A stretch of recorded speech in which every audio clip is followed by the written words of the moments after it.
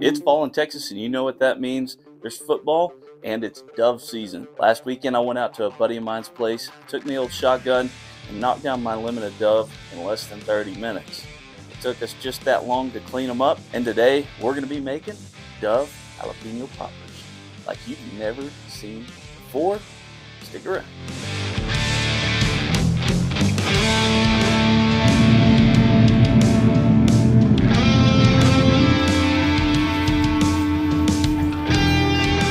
Like I said, I love dove hunting, and as a kid, that was one of my favorite things to do. I remember on my 16th birthday, my dad took me dove hunting while we were down on the Mexican border visiting my grandmother. And dove hunting was so amazing because of the accessibility it had to us. We were so poor growing up. All you really needed was a hunting license, some public land, the old family shotgun that almost everybody has, and some cheap shells. It was nothing to go out and go dove hunting.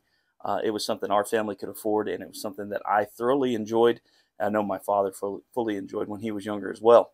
These mean a lot to me, but I've seen a lot of variations of a dove popper, and I think Matt Pittman from MeatChurch, he inspired me to do these very similar to his, but very different as well, with some different ingredients. So without further ado, let's dig in. Let's get some of these breastises taken apart and get them wrapped up. Let me show you how we like to put together our dove poppers.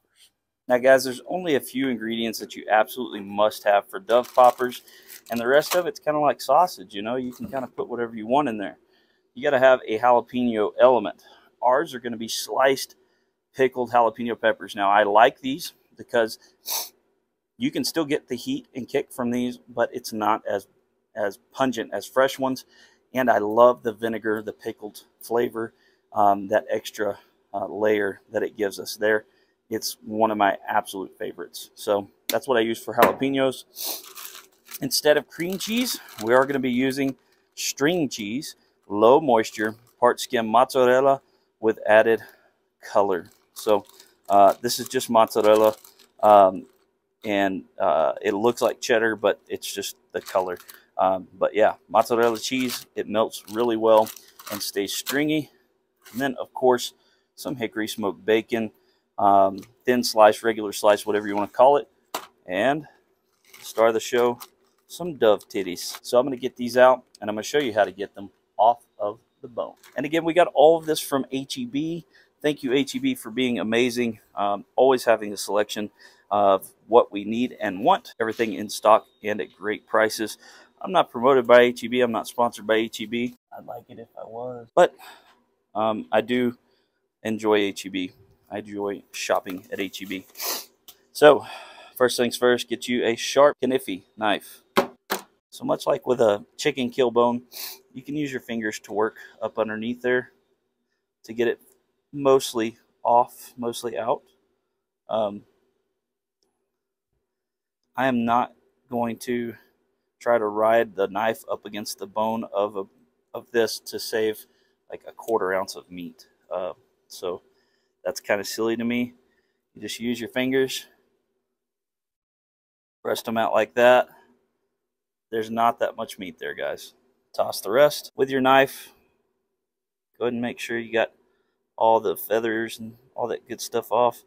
Do you see a hole from one of the pellets? Just kind of dig around, make sure you don't have a pellet in there. Take your sharp knife, split these in half.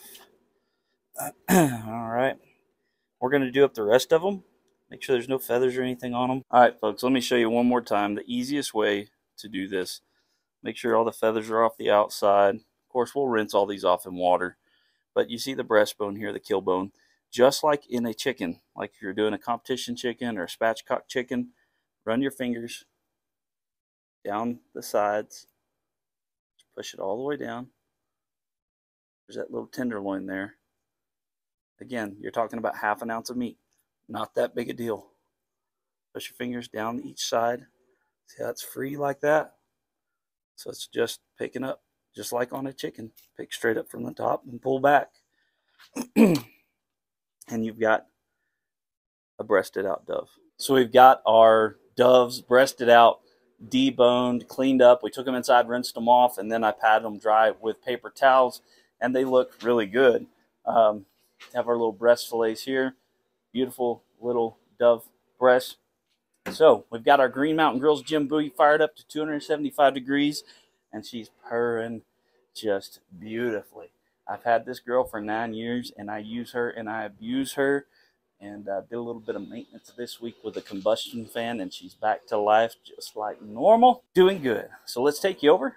Let's get these dove breastises stuffed and wrapped and cooked up. Let's get this party started, shall we? All right, like I said, we're going to be using the gospel from MeatChurch.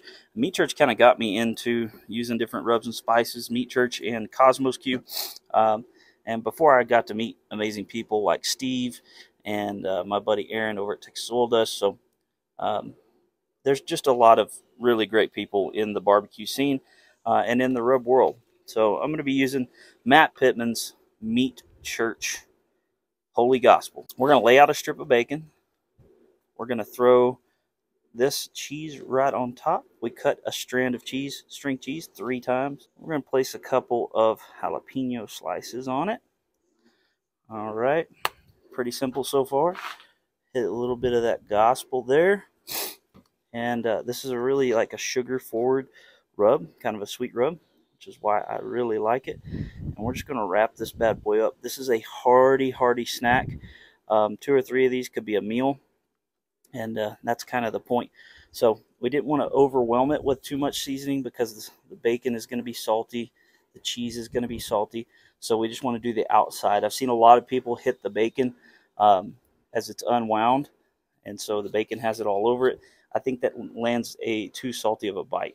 So we're going to be doing that with all 12 of these just like that. I'll bring you back. We throw them on the grill.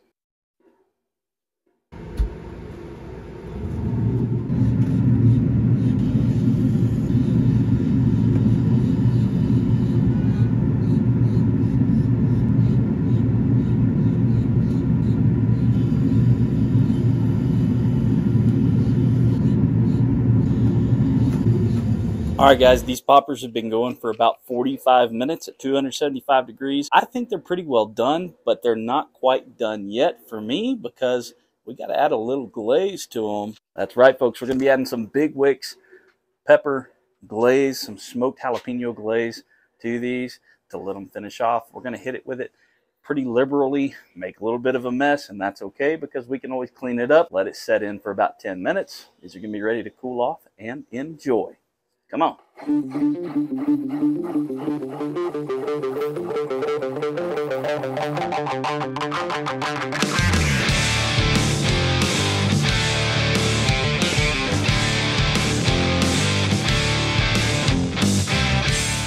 You saw the string cheese in there, and that's why I like using it.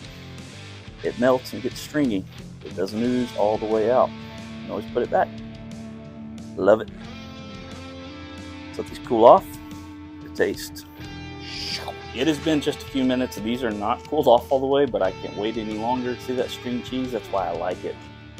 Let's go ahead and take a bite of our MeatChurch and Big Wick's Dove Poppers.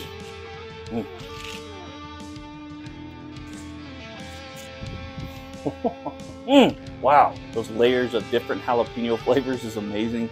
The layers of different smoke, that sweetness, the saltiness. Holy cow. Finger looking good, folks. Best way to eat dove. Period. It's good stuff, guys. If this is your first time here, make sure you subscribe. Hit that like button. Comment down below how you like to eat your dove or other wild animal that you use in your poppers. We love you guys. Remember, always drink more water. Take care.